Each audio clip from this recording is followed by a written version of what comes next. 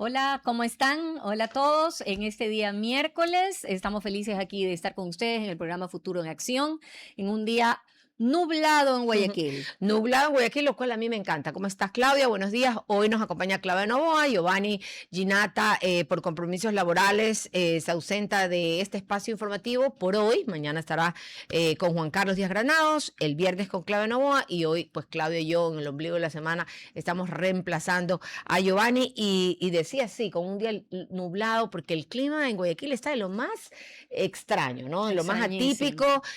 Se viene el niño, pues ya creo que eso es un tema eminente Antes en... de ayer garuó Sí, y llovió el fin de llovió el semana. fin de semana, así que bueno, estamos aquí en este miércoles ya llegando, arrastrándonos al fin de semana. Tenemos un nuevo feriado el día lunes. Nuevo feriado, yo sí lo recibo con felicidad. ¿Tú ¿Tú? lo recibes? No, Sí. yo no, a mí me gusta, a mí yo soy de las pocas personas que les encanta el lunes porque me encanta la estructura, entonces me encanta saber que ya comienza mi semana, mi gimnasio, mi Claro, trabajo, claro, todas tus todas mis actividades. Eso tiene bueno actividades. el lunes, es verdad. Sí, a Es mí sí me como, gusta, la verdad, soy como loca en ese sentido. como una buena forma de estructurarte en la semana, pero también qué rico estructurarte en el descanso.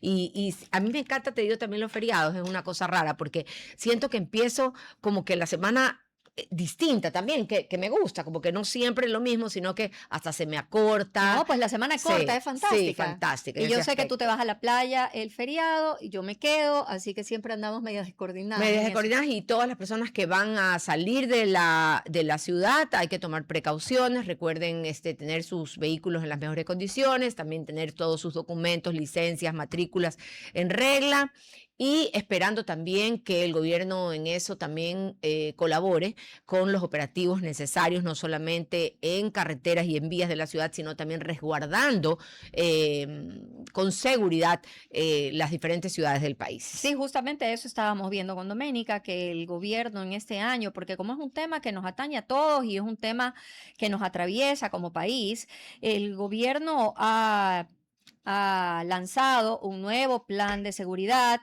El 3 de agosto, lo más reciente, desplegado 4.000 policías y militares adicionales en Quito, 2.000 en el país, en Quito 2.000 policías reforzando horarios y lugares críticos, entradas y salidas de trabajo.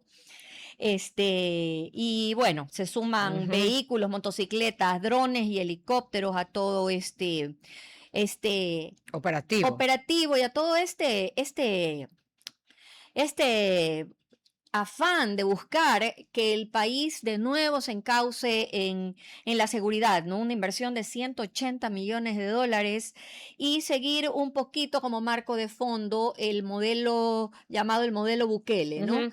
Que Ese modelo Bukele que en un país que también estaba en la debacle de seguridad ha dado tanto éxito en mucho, ¿no? Y sobre todo también, no solamente en la seguridad, en las calles, en diferentes ciudades de Salvador, especialmente en San Salvador, su capital, sino también en las cárceles. El modelo Bukele de las cárceles es algo que se está replicando, por ejemplo, en la cárcel del Encuentro, ¿no? Que es una emblemática que podríamos considerar modelo Bukele también en el Ecuador. Tú decías, no sé si mencionaste la cifra, son 4.000 policías y militares Así es, nuevos en todo el país y que 2.000 vienen. solamente en la ciudad de Quito.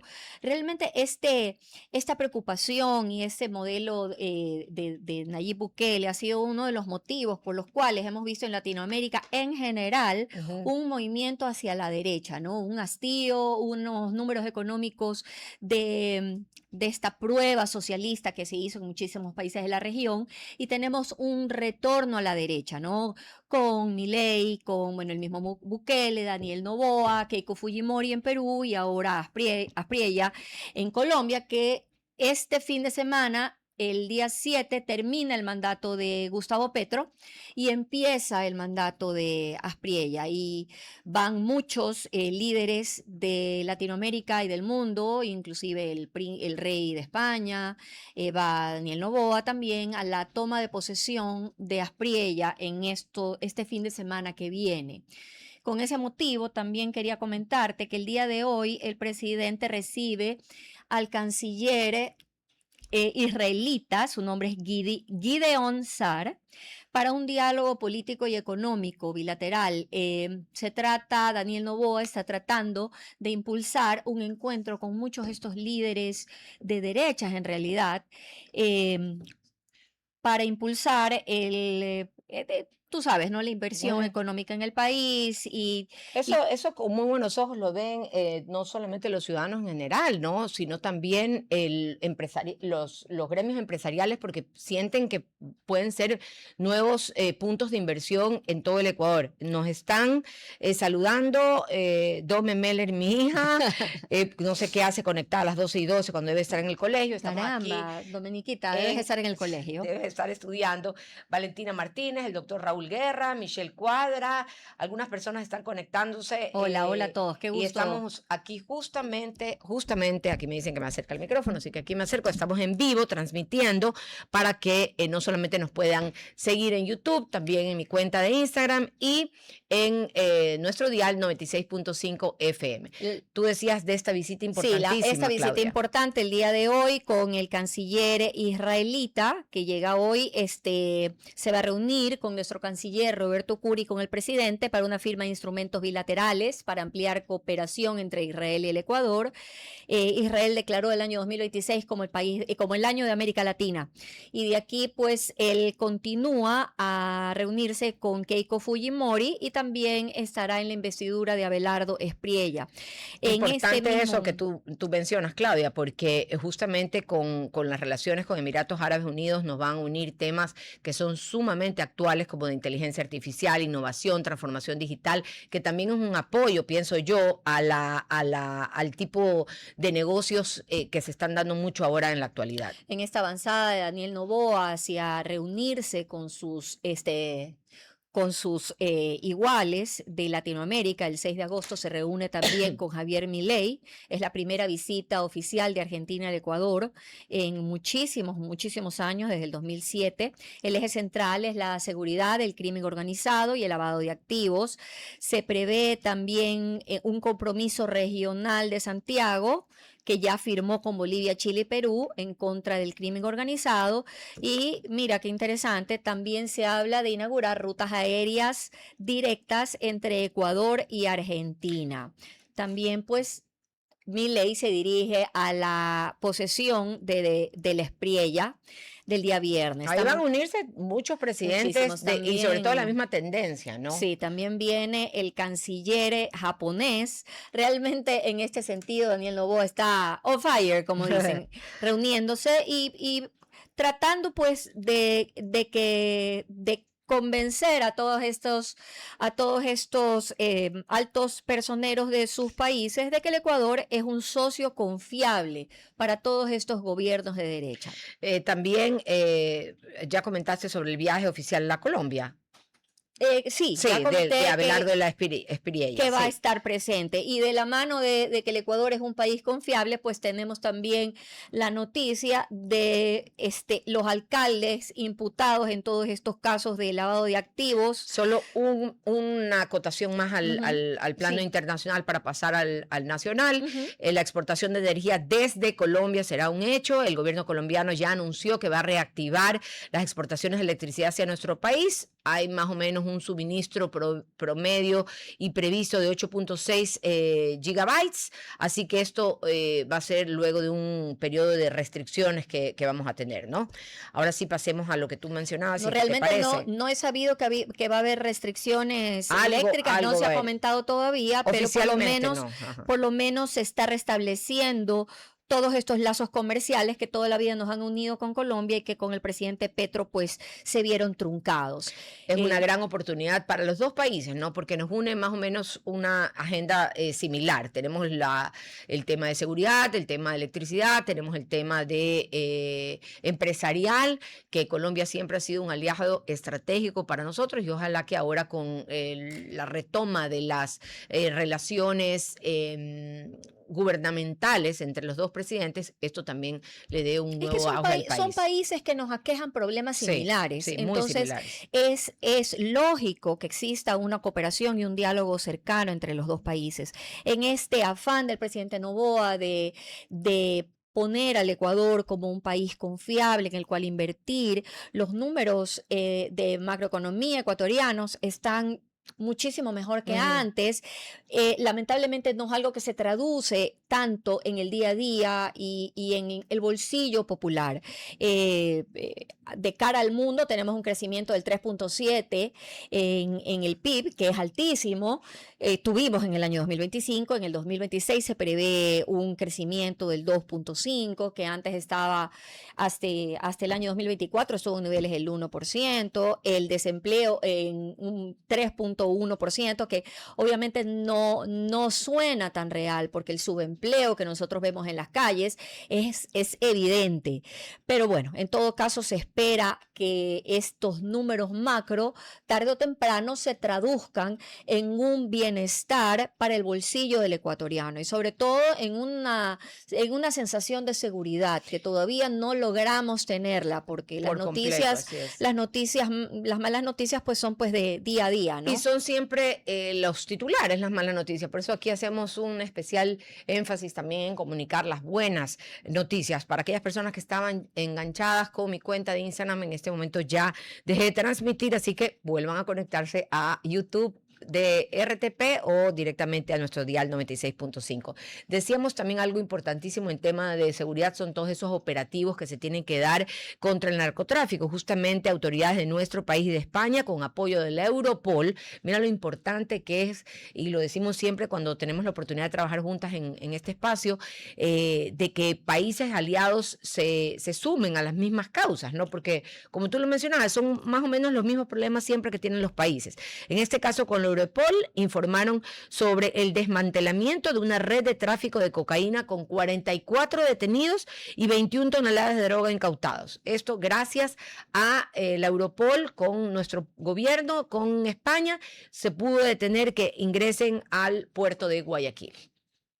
O que salgan del puerto de Guayaquil, más Sí, vale. perdón, que salgan del puerto de Guayaquil. Sí, realmente España, y eso es algo que conversábamos en el ámbito internacional, España peleando una de las mayores crisis migratorias en la historia del país.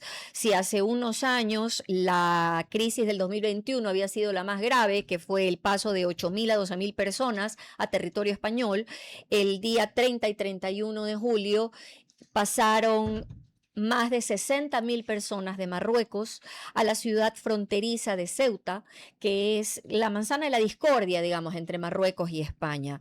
Y el saldo humano fue trágico, hubo muertes de los dos lados. Ujú. Los marroquíes recibieron una notificación que no se sabe bien de dónde provino, de que España iba a legalizar y no iba a poder extraditar a todos los marroquíes que entraran por mar a la ciudad de Ceuta. Y esto desencadenó una salida, una ola masiva de seres humanos que se abalanzaron al mar, cruzaron el espigón de Ceuta y entraron a la ciudad. Ya casi todos están repatriados, ¿no? Pero es una crisis diplomática entre los dos países que involucra también a otros países del mundo. En la ONU, curiosamente, el embajador de Israel en la ONU mencionó que iguala esta repelida de España de los migrantes a que se iguala a lo que ellos están haciendo pues con los palestinos, ¿no? A pesar de porque las distancias son enormes, ¿no? Sobre todo en la cantidad de seres humanos que han cruzado. Pero son estas distintas crisis migratorias que ponen en jaque el ajedrez político Ujú, mundial. Tienes a totalmente. una Giorgia Meloni que está en una crisis diplomática con España porque rechaza completamente lo que ha sucedido entre Marruecos y España y ha prohibido los vuelos entre España e Italia e incluso los viajes en barco para evitar que entren todos estos migrantes a O sea, Italia. las medidas políticas yo me imagino que son en cuestión de temas migratorios las correctas a seguir, pero termina lastimosamente pagando muchas veces o la mayoría de veces justos por pecadores en este caso. Pedro Sánchez ha llamado a la Comisión Europea a una reunión de urgencia para pedir ayuda en este tema migratorio que están enfrentando, que es sumamente difícil. Sumamente difícil. Es que también tú hasta cierto punto dices ya los países tienen sus propios problemas con sus ciudadanos, con sus nacionales, por más de que viene el migrante con toda su fuerza de trabajo y tal, el mundo ya no es el de antes, ¿no? Los países están desbordados de su propia gente en cuanto a servicios, en cuanto a lo que se les puede ofrecer Y, de Mar- sus y derechos. Marruecos Imagínate con Marruecos. tiene una altísima tasa de desempleo, lo cual ha empujado a la gente. Ujú. Igual todo tiene un trasfondo político y económico. Tú sabes que una cosa es lo que se dice abiertamente, otra cosa es lo que sucede en el tablero político mundial, y se comenta de que este acto nace de la misma política de Marruecos porque España ha demostrado apoyo a Argelia, que es un país con el que Marruecos sostiene problemas limítrofes, y en retaliación al apoyo de Pedro Sánchez a Argelia, Marruecos ha lanzado este empuje para que los migrantes crucen hacia España, ¿no? También Ceuta y Melilla, que son las dos ciudades españolas que están en territorio geográfico Marruecos, pero que son ciudades totalmente españolas, son la manzana de la discordia entre Marruecos y España, ¿no? Ujú. Marruecos quiere recuperarlas y para España son un punto geográfico sumamente importante que no está dispuesto a aflojar. Así que bueno, en ese estado estamos con este problema migratorio, que es un problema que sufre Europa en general, ¿no? El Sí. norte de Europa con los turcos, y España y Italia con los del norte de África, que cruzan continuamente el Mediterráneo para buscar un mejor futuro en Europa, ¿no? Vamos también ahora, Claudia, cuando son las 12 y 23, a hablar un poco del caso del alcalde Aquiles Álvarez, que ya un tribunal dictó una condena de 3 años de prisión en uno de los procesos judiciales, uno de los cuales es el caso Grillete. Justamente será por 3 años la condena. Por otro lado, también hay procesos que la defensa va a impugnar sobre esta decisión. Así que eso es algo de lo que se verá. Yo creo que tú tenías algo más de información sobre el tema de algunos alcaldes que están atravesando, lastimosamente, porque eso es lo que vemos de la realidad política del país. Algunos alcaldes tenías tu Sí, información sobre así la es. situación legal. En la mayoría de los casos no se ha ordenado prisión preventiva. Aquiles Álvarez está en prisión y tenemos una ciudad a la deriva. Es sumamente triste. Queremos recuperar nuestra ciudad y realmente, mm, realmente no se siente nadie al mando. Así que ahora en las nuevas elecciones tenemos que pensar muy bien por quién votamos como alcalde, que venga a hacer una labor realmente de trabajo, ¿no? Yo no sé, De reconstrucción de la ciudad. así es, de reconstrucción. Sí. Tenemos alcaldes, mira, hay 6 alcaldes ahorita con imputaciones. Tenemos a un alcalde de Cotopaxi, Aquiles Álvarez de Guayaquil, el alcalde de Esmeraldas, el de Jipijapa, el de Machala y el de El Tambo, Cañar. Realmente es increíble que nuestros ediles, los representantes de la ciudad, estén Los otros burgomaestros de Diles más bien son los concejales. todos Sí, los burgomaestres, sí. así es, estén involucrados en casos de lavado Sí. de dinero, de delincuencia organizada, por Dios. Sí, es deplorable, es el sentir ciudadano. Yo creo que va un poco también acompañado de el sentimiento de que las ciudades están a la deriva. Las próximas elecciones nos dan una gran oportunidad a los ciudadanos. Yo creo que todas las elecciones siempre son la oportunidad que el ciudadano se manifieste, pero mucho más ahora cuando Claudia ha detallado la situación legal de muchos de los burgomaestres. Entonces, yo creo que es el momento ideal ahora para no solamente dejarnos llevar por las pasiones.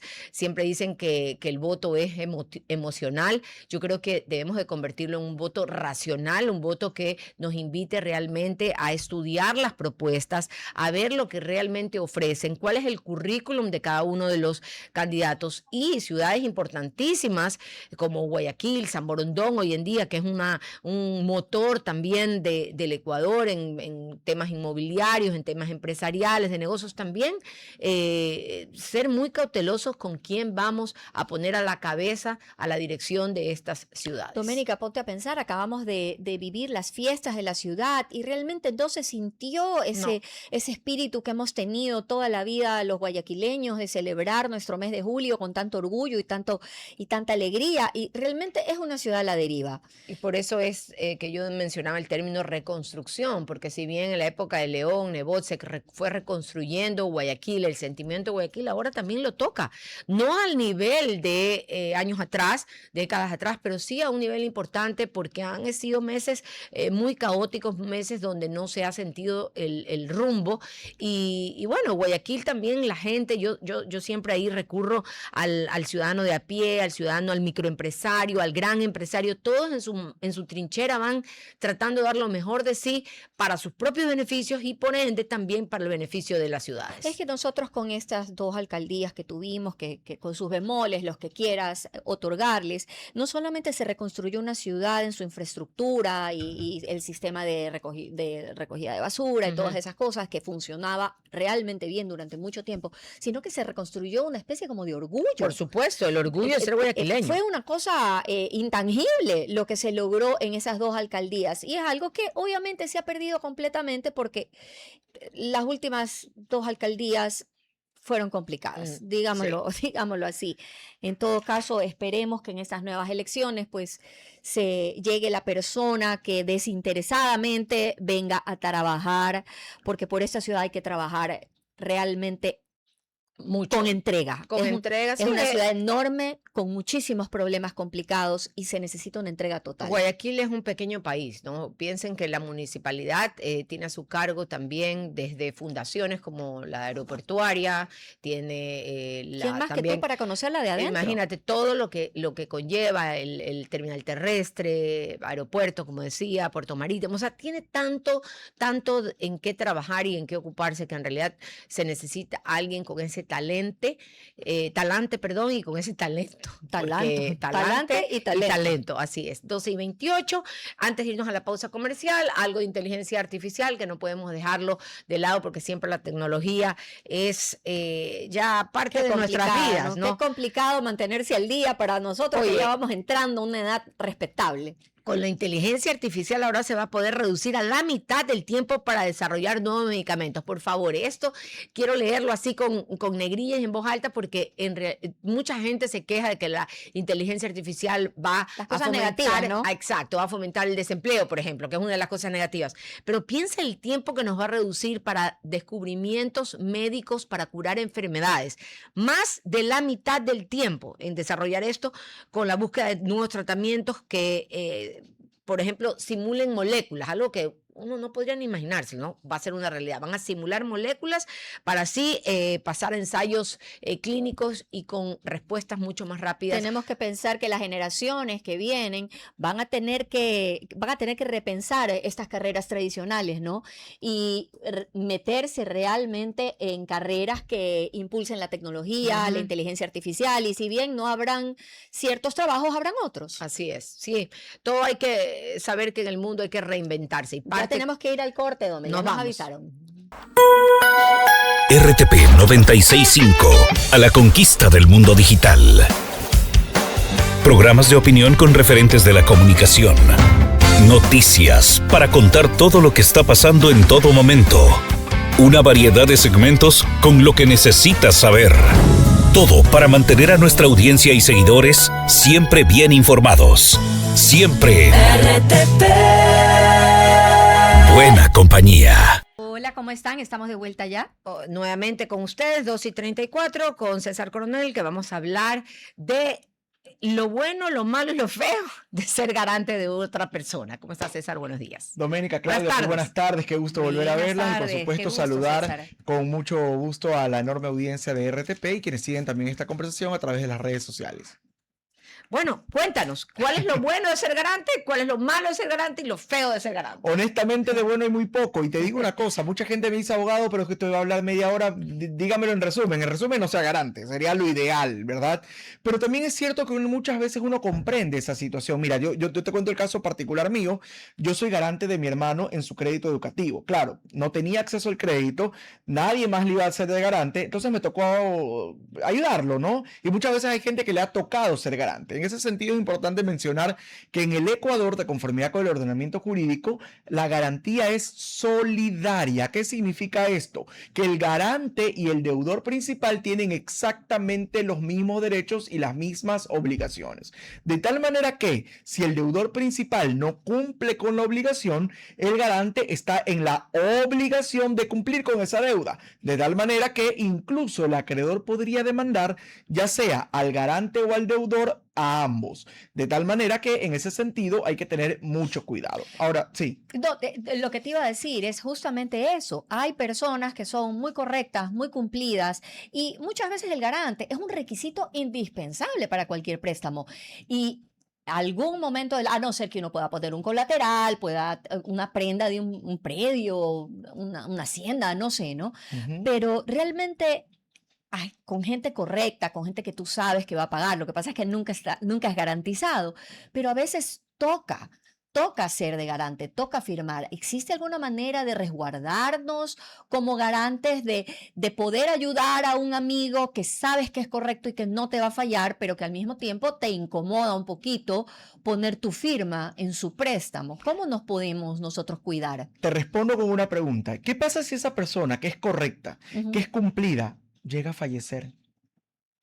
Ay, Diosito. Tú como garante te quedas con la deuda. Ahí te quedas clavado. Tú como garante te quedas con la deuda. Te cuento el caso. Yo tuve un caso en Guayaquil de la señora Juana. Ella trabaja como enfermera en una reconocida casa de salud en el sur de la ciudad de Guayaquil. Y ella tenía un vecino al que le sirvió como garante. Un señor correcto que todos los meses pagaba la deuda, le enviaba el recibo por WhatsApp. Ella estaba tranquila porque el señor cumplía. Era una deuda con una cooperativa de ahorro y crédito de $20,000.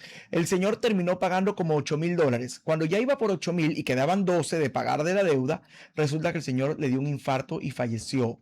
La señora casi le da algo porque evidentemente se quedó no solo con la deuda, sino que 3 meses después ya el acreedor la demandó. Y la demandó por la totalidad de la obligación. Entonces, en ese sentido, es importante tener en cuenta varias cosas. Primero, conocer a la persona a la que usted le está prestando la garantía. Eso creo que es básico. Segundo, conocer las condiciones del crédito, es decir, a quién le debo, cuánto le debo, desde cuándo empiezo a pagar, hasta cuándo debo pagar, cuál es el valor de la cuota, cuánto voy a terminar pagando al final, saber de qué se trata el crédito. Y por supuesto, y no menos importante, saber si esa deuda tiene o no un seguro de desgravamen. Y si no lo tiene, adquirirlo. ¿Por qué? Porque el seguro de desgravamen te va a poder ayudar en el momento que, Dios no quiera, el deudor principal fallece, o incluso puede ser al revés, que tú como garante te pasó algo, una enfermedad catastrófica, una discapacidad inhabilitante o la muerte. El deudor también se beneficia de ese seguro de desgravamen. Entonces, repito, lo ideal es no ser garante, pero si ya eres garante tienes que conocer a la persona, tienes que conocer las condiciones del crédito, tienes que procurar que esa deuda tenga un seguro de desgravamen. Y cuarto, algo que me había olvidado, darle seguimiento al crédito. A ver, Doménica, yo te voy a servir de garante, muy bien, pero yo necesito que me digas cuál es la fecha de pago. El 25, muy bien, tú el 26 me envías todos los meses el recibo de que has pagado, para yo poder estar tranquilo y sentirme de alguna manera en paz de que esa deuda se está cumpliendo. Te soy honesta, ¿no? César, estoy agotada solo de oírte. O sea, yo no le firmaría de garante, pero es a nadie. A mí me enseñaron mis padres, no se es garante de nadie. O sea, no había pensado en la posibilidad de la muerte, pero por supuesto que esa es una, existe, claro, es una gran preocupación. No lo había pensado así, sobre todo cuando no hay seguro de desgravamen, realmente te quedas tú como corresponsable de ese préstamo. Deuda, Qué claro. cosa tan terrible. Yo quisiera saber, por ejemplo, cómo afecta ser garante el historial crediticio de una persona. También, si la deuda no se paga a tiempo, tú como garante también te ves afectado porque esto obviamente merma tu calificación en el buró de crédito. Recordemos que la garantía es solidaria, es como que usted ocupa la misma silla que el otro, es decir, es exactamente el mismo derecho y la misma obligación. De tal manera que no solamente porque te pueden demandar y te pueden quitar las cosas, sino porque puede afectar también tu calificación en el buró de crédito y ojo, y tu capacidad de pago también, porque tú puedes tener, digamos, mapeadas tus deudas. Yo tengo 2 tarjetas de crédito, el crédito del carro y el crédito de la casa. En total yo pago como cuotas, no sé, $1,000. Mis ingresos son 3,000, en teoría tengo capacidad de pago. Pero resulta que también soy garante de una persona y esa deuda, la cuota mensual es de 2,000. Se me lleva mi capacidad de pago también. Claro. Entonces en eso también te puede afectar el hecho de ser garante de una persona. Yo tengo una pregunta. En algún momento de la vida yo tenía a alguien que trabajaba en mi casa y que sacó una televisión en un conocido almacén de la ciudad.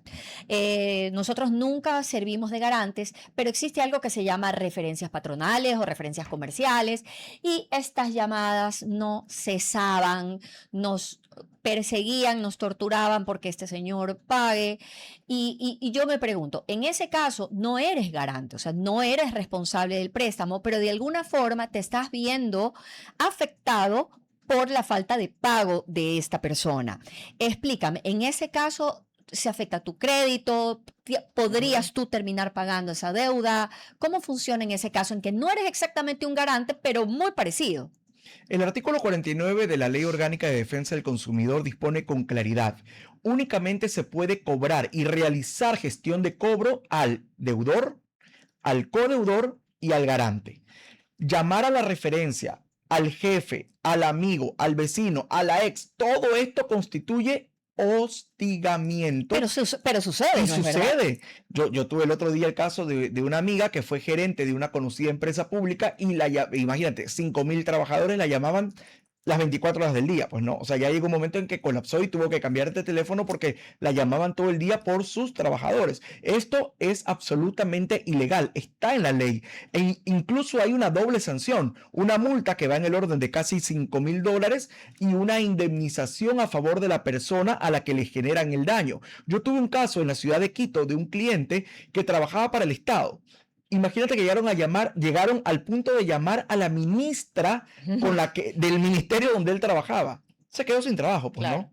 Logramos presentar una denuncia y a él no solo que multaron al banco por este hecho, sino que además le dieron una indemnización por el daño que esto le había causado, que era haber perdido su trabajo. Entonces, este tipo de acciones son absolutamente ilegales. El hecho de ser referencia o patrono de una persona no te convierte en ni codeudor ni garante, César, y menos corresponsable de He la obligación. conocido a gente que ha tenido que entregar su línea de teléfono porque este tipo de llamadas sucedían 24/7, agotadoras, una persecución por una deuda que no es personal. Ahora, ahí ¿no? resulta, Claudia, que hay 3 problemas.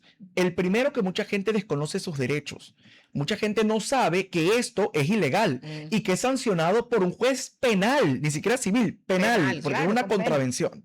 Segundo, que la gente, incluso conociendo sus derechos, le da pereza denunciar, porque dicen, en este país la justicia es lenta, no sé qué, pero hay que denunciar porque se tiene que sentar precedentes. Y tercer error, que la gente que denuncia deja botadas las denuncias. Y como los tiempos de prescripción de las contravenciones son muy cortos, resulta que cuando ya regresas a saber cómo está tu trámite, ya prescribió y ya no hay nada que hacer y esto quedó en la impunidad. Por lo tanto, es importante conocer nuestros derechos, denunciar oportunamente con pruebas, obviamente, y darle seguimiento a esa denuncia. Darle seguimiento, eso es clave, parece Ujú. mentira, pero es clave. Una pregunta que se me ocurre, ¿qué pasa si el garante fallece? ¿Los familiares del garante heredan el cargo de garante, el rol de garante? Bueno, recordemos que en el Ecuador, si una persona acepta una herencia, acepta lo bueno y lo malo, Ok. lo bonito y lo feo, las casas, los carros, el O sea, la yate. garantía pasa también cónyuge.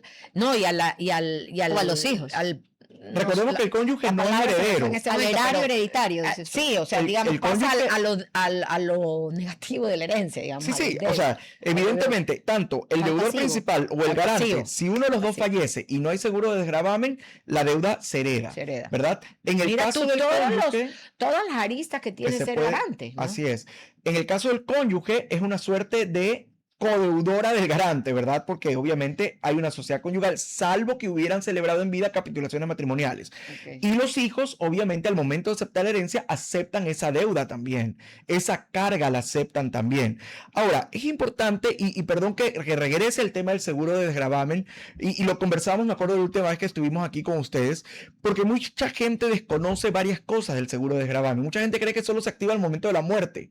No, también se activa cuando una persona tiene una discapacidad Una enfermedad inhabilitante catastrófica. o una enfermedad comentamos. catastrófica. Pero también es importante mencionar que usted tiene que estar al día en la deuda. Si usted está en mora más de 2 meses, el seguro se inactiva. Ahora, puede ser que usted tenía seguro, puede ser que esté al día en la deuda, pero además tiene que reportar oportunamente el siniestro, porque resulta que el deudor principal falleció y yo aparezco después de 2 años a reportar que el señor ha fallecido. Perdí todo derecho, porque la póliza me exige un tiempo, 30, 60, 90 días, para que yo reporte el siniestro. Y finalmente, y no menos importante, considerar que el seguro únicamente cubre las deudas anteriores al siniestro. ¿Por qué? Porque puede ser que una persona resulta que tiene una tarjeta de crédito, le detectan, le diagnostican una enfermedad catastrófica y dice, como escuché al abogado coronel en el RTP diciéndole el seguro de gravamen, entonces voy, me compro un carro, me compro esto. No. Lo que cubre el seguro es lo que, si a ti te dieron el diagnóstico a las 3 de la tarde de hoy, 5 de agosto, es hasta lo que consumas hoy 3 de la tarde. Todo lo que sea de ahí en adelante ya no te lo va a cubrir el seguro de desgravamen. Es importante aclararlo porque tuve un caso en la ciudad de Quito donde el señor hizo eso, ¿no? Dijo, como escuché esto tal, gastó y luego quería que le cubran y obviamente el seguro no le iba a cubrir esos gastos posteriores al diagnóstico. Claro, sonaría evidente, pero nunca Es falta mejor la viveza aclarar. criolla, ¿no? Así es. Y No, y a veces también uno lo hace de forma inocente. Uno dice, como tengo este derecho, lo voy a ejercer, pero no es tal. ¿Qué otros mitos, César, podríamos aclarar sobre ser garante, que tú con tu experiencia puedes darle esa orientación a los radioescuchas? Uno de los grandes mitos, y que además, debo decirlo, lo he escuchado de abogados, es que les dicen, no se preocupe, porque como el deudor principal tiene bienes con qué responder, primero tienen que demandar al deudor principal, le quitan todo, y si es que con lo que le quitaron no alcanza, ahí vienen por esa usted. es la clásica. Claro. Eso lo hemos oído todos. Eso es falso. Sí. Porque la garantía es solidaria. Significa que incluso el acreedor podría irse directamente en contra del garante. En contra del garante, directo. Entonces, es importante aclarar esto porque mucha gente cree que como el deudor principal tiene bienes con qué responder. Pero ¿qué pasa si ese bien está hipotecado con el BIES, por ejemplo, y es inembargable? No hay forma. Pero repito, la garantía es solidaria y te van a demandar también a ti como garante. Y la otra cosa, perdón, que me había olvidado, otro mito o otra costumbre de alguna forma, demandaron por la deuda. Yo soy solo el garante. Yo no tengo por qué aparecer en el juicio. Que vea el deudor cómo hace. No. Tú tienes que también comparecer y tienes que hacerlo de forma oportuna y estratégica con un abogado experto en deudas para que te acompañe en el proceso. Porque desconocer, ignorar el problema no va a hacer que desaparezca. El acreedor no tiene entonces la obligación de ir primero del deudor contra su primer acreedor y luego, si no responde, ir contra el garante. No. Va contra los dos desde el inicio, al Sí, mismo señor. tiempo. Sí es verdad que hace muchos años, te hablo hace 5 décadas, existía una suerte de garantía excluyente. Es decir, primero tiene que agotarse los bienes del deudor principal y luego los del garante. Eso ya no existe más. Yo hubiera pensado que eso era así. Eso ya no existe más. Hoy la garantía es solidaria. Solidaria. De tal manera que tú como garante respondes igual. Y ojo, igual respondes también con tus bienes. Claro. Y esto puede llegar a afectar incluso a tu familia, Y ¿no? una vez que paga ya el garante lo que le correspondía al deudor, ¿no? Lo paga. ¿Qué derechos tiene el garante? El derecho de repetición. Es decir, si yo como garante, para evitarme que mi calificación en el buró baje, para evitarme un embargo de mis bienes, etcétera, dije, ¿sabes qué? Yo tengo como pagar la deuda, la cubro en su totalidad, automáticamente se extingue la deuda, pero nace una nueva obligación. La obligación que tiene el deudor principal con el garante, en el sentido de que el garante puede exigir la repetición de lo que ha pagado. Ok. Entonces, ese ya, digamos, hoy en la mañana alguien me decía, sí, pero es que en la vida real, si no tenía ni para pagar el deudor principal, como no le tenía para pagarle el banco, le va a pagar el garante. Sí, puede ser, pero también puede pasar que la situación de este deudor principal mejore y yo veo que se compró un carro, voy y le embargo el carro. Puede pasar porque yo ya tengo ese derecho, el derecho de repetir en contra de ese, de ese deudor Y principal uno que no cumplió. pensaría que esas cosas no funcionan, pero hay la famosa, le presté dinero, me dijo que no tenía y en las redes lo ves Sí, en Europa, paseando. literalmente. Literalmente, ha Literal, Suele sucedido. pasar, suele pasar. ¿Qué recomendaciones podrías darle a las personas que nos están sintonizando en este momento para evitar, por ejemplo, conflictos familiares, conflictos de amistad? Porque por lo general, por norma general, quien te pide ser garante es alguien muy cercano. Muy cercano. Claro. Entonces, Ya yo sería muy decía- osado alguien que no te conoce. Yo que decía, te- claro, yo decía en las redes que hay que saber decir no. Yo he Así aprendido a lo largo de la vida, hay hasta un libro, el poder decir no, el poder liberador de Así decir es no. una de las cosas, mi mamá siempre me decía, es mucho más difícil decir que no que decir que sí. Que por supuesto, y Ujú. aparte que tú eres bueno cuando te prestas para algo, prestas dinero, prestas tu garantía, pero eres malo cuando tienes que cobrar. Automáticamente. Automáticamente. Entonces, ¿qué recomendaciones podríamos hacer en estos ya 4 minutitos que nos quedan, César, con tu visita? Lo primero, lo ideal no sea garante. Pero si ya usted tomó la decisión de ayudar a su familiar, de ayudar a su amigo, a su pareja, porque a veces también resulta que es la pareja, tenga las siguientes precauciones. Primero, conozca a la persona que usted le está sirviendo de garante. Pídale, a ver, ¿qué tienes para garantizar la deuda? ¿Tienes patrimonio? ¿Tienes casa? ¿Tienes carro? ¿Tienes ingresos? ¿Cuáles son tus ingresos verificables para yo estar tranquilo de que sé que vas a poder cumplir, de que estás en capacidad de cumplir? Segundo, las condiciones de la deuda, saber a quién le estás prestando, a qué tasa de interés, a qué plazo, desde cuándo empieza el pago, de cuántos son las cuotas. Tercero, darle seguimiento al crédito. Doménica, todos los meses necesito que me pases el recibo que estás pagando. Es decir, verificar que el pago se esté haciendo.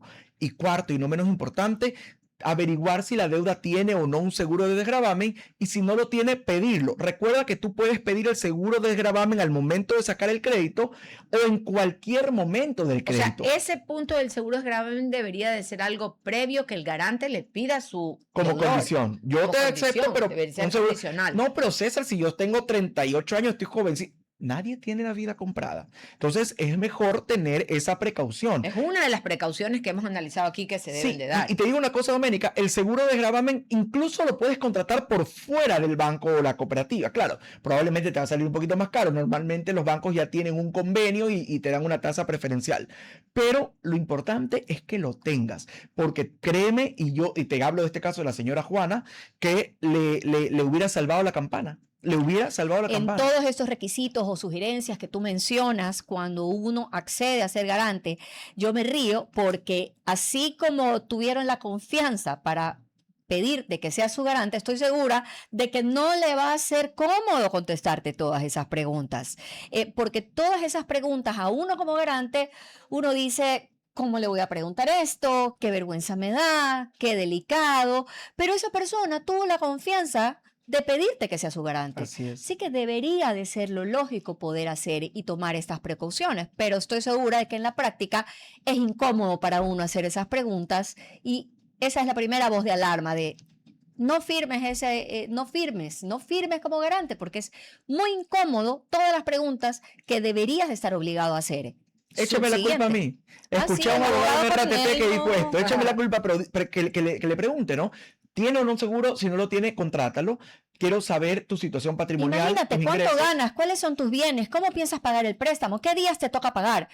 Sí. Muy pocas personas te van a contestar todas esas cosas. Pero ¿es eso o no te sirvo de garante? Y claro, probablemente esta persona va a decir, ¿sabes qué? Prefiero responder las preguntas porque no tengo quien más me ayude, ¿verdad? Claro. Entonces, lo ideal es que exista transparencia, porque como dice la sabiduría popular, y por eso es sabia la sabiduría popular, cuentas claras, amistades duraderas. Así es. Así Yo, es. yo le había oído cuentas claras, chocolate espeso.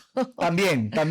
Cuentas claras, chocolate espeso. Así es, pero Es verdad, bueno, y no, y todo lo que uno pueda poner por escrito también, ¿no? Correcto. Todo lo que uno pueda poner por escrito, tener un tipo mediador, podría ser, alguien que puede mediar, también sería Sí. algo Sabes que a mí que se me hace puede incómodo añadir. hacer estas preguntas, pero sabes que el que me está pidiendo el préstamo, la garantía, es mi hermano. Entonces puedo hablar con mis padres y decirle, oye, sabes que ayúdame a hacer estas preguntas o ayúdame a tener esta conversación, porque yo sí lo quiero ayudar, pero tampoco me quiero exponer a un problema. Y peor aún, si yo ya tengo una familia, exponer también a mi familia. cada vez que tenemos estas conversaciones con usted, abogado, me doy cuenta de lo ignorantes que somos financieramente, porque son cosas tan básicas que uno las ignora o las conoce a medias, las desconoce, pobrecito, le voy a firmar, pero de verdad tenemos que plantearnos que sí. lo serio que es ser un garante, ¿no? Así Y es. tratar de no hacerlo en la mayoría de los casos. Y por eso lo teníamos aquí a César. Muchas gracias. Gracias a ustedes por la invitación. Acá nos vamos a despedir recordándoles que hoy estuvimos Claudia Novoa y yo. Claudia está el viernes con Giovanni.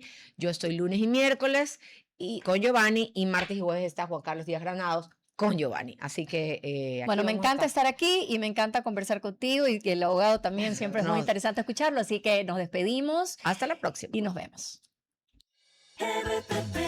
Hasta aquí, Futuro en Acción. Control Master Marisela Basantes. Transmisión digital Gerardo Díaz. Redes sociales Erika Eras. Dirección Javier Gamboa. Todos los derechos reservados. RTP 2026.